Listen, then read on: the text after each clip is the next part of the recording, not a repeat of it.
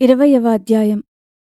నామధారకుడు సిద్ధమునికి నమస్కరించి, స్వామీ, శ్రీగురుడు గంధర్వపురానికి వెళ్ళిన తరువాత కూడా అమరపురంలోని ఉదుంబర వృక్షం క్రింద నివసిస్తూ భక్తుల కోరికలను నెరవేరుస్తున్నారని చెప్పారు కదా, అటువంటి అనుభవం ఎవరికైనా కలిగినదా అని అడిగాడు.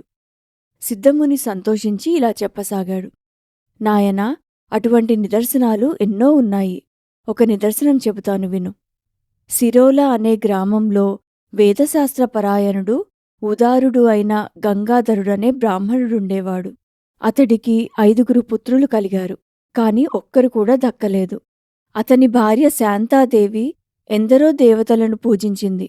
ఎన్నో వ్రతాలు, ఉపవాసాలు చేసింది. అయినా ఆమె కర్మ తీరలేదు.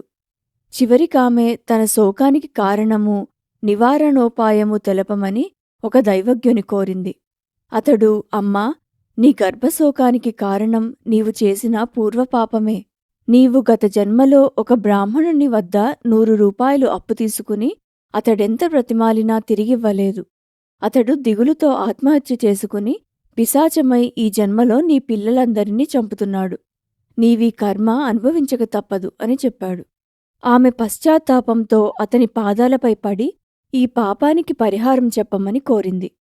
ఆ దైవజ్ఞుడు జాలిపడి, అమ్మా, ఆ బ్రాహ్మణుడు ఆత్మహత్య చేసుకోవడం వలన అతడికి శ్రాద్ధకర్మలు ఎవ్వరూ చేయలేదు.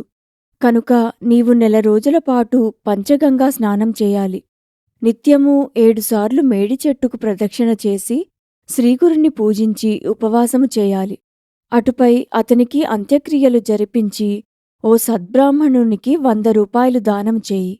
అలా నీ దోషాలు తొలగి నీకు పూర్ణాయుర్దాయం గల సత్సంతానం ప్రాప్తిస్తుంది అని చెప్పాడు.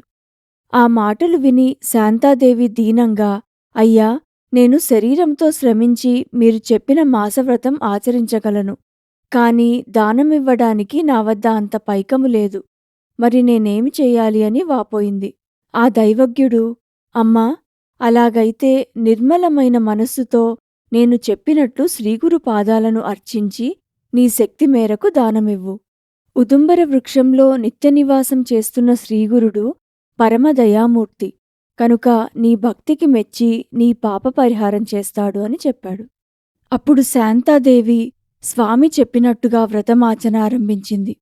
3వ రోజు ఆమెకు నిద్రలో ఒక పిశాచి వెంబడిస్తున్నట్టు కలవచ్చింది. అప్పుడామె భయపడి శ్రీగురుని చాటున చేరినట్టు, స్వామి ఆ పిశాచాన్ని అడ్డుకున్నట్టు అనుభూతి చెందింది.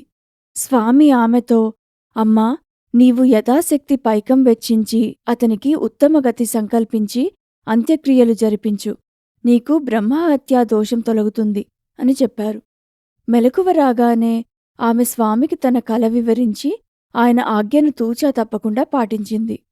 మరొక రోజు కలలో స్వామి ఆమె వడిలో 2 కొబ్బరికాయలు వేసి, అమ్మా, నీ వ్రతము పూర్తి అయ్యింది కదా, పారణకు ఈ కొబ్బరికాయలను వాడుకో, నీకు వేదవిధులు పుడతారు అని చెప్పాడు.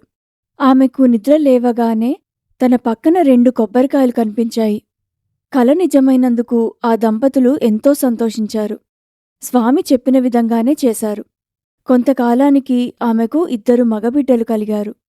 పెద్దవాడికి 7వ సంవత్సరము, రెండవ వానికి 3వ సంవత్సరం రాగానే పెద్దవానికి ఉపనయనము, చిన్నవానికి పుట్టు వెంట్రుకలు తీయడానికి ముహూర్తం నిర్ణయించి అన్ని ఏర్పాట్లు చేసుకున్నారు. కాని అకస్మాత్తుగా పెద్దవాడు ధనుర్వాతంతో మరణించాడు. ఆ తల్లి గుండెలు బాదుకున్నది.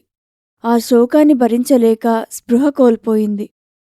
తిరిగి స్పృహలోకి రాగానే, శ్రీగురుని వరప్రసాదంగా లభించిన నీపైనే నా ఆశలన్నీ పెట్టుకున్నాను. నన్ను ఎందుకిలా శోకంలో ముంచిపోయావు అని బిడ్డను తలుచుకుని విపరీతంగా దుఃఖించింది. స్వామి, త్రిమూర్తి స్వరూపులైన మీరు సత్యసంకల్పులని నమ్ముకున్న నాకు ఇదేమి గతి? పులి నుండి పారిపోతున్న ఆవు కసాయివాడి పాలైనట్టు శరణు కోరి దేవాలయానికి వెళ్తే ఆలయం విరిగి మీద పడినట్టయింది అని ఆమె రాత్రంతా దుఃఖంలో మునిగిపోయింది. మరుసటి రోజు ఆ గ్రామస్తులు వచ్చి, అమ్మా, నీవిలా శోకించుట వలన ఏం లాభం? జరగవలసిన కార్యక్రమం జరగని, శవాన్ని అంత్యక్రియలకు అప్పగించు అని అన్నారు. ఆమె తన బిడ్డ శవాన్ని వదలక తన బిడ్డతో పాటు ఆమెను కూడా దహనం చేయమని కోరింది. ఊరి జనాలు ఏమీ చేయలేక ఆ విడ్డూరాన్ని చూస్తూ ఉండిపోయారు. ఆమె తన బిడ్డ శవంతో సహా నదిలో దూకాలని నది ఒడ్డుకు చేరింది. అంతలో ఒక బ్రహ్మచారి వచ్చి తత్వం ఉపదేశించి ఆమెను ప్రాణత్యాగం చేయకుండా ఆపాడు. ఆ వచ్చినది సాక్షాత్తు శ్రీగురుడే. శ్రీ దత్తాయ గురవే నమః. శ్రీ శ్రీపాద శ్రీవల్లభాయ నమః. శ్రీ నృసింహ సరస్వత్యై నమః.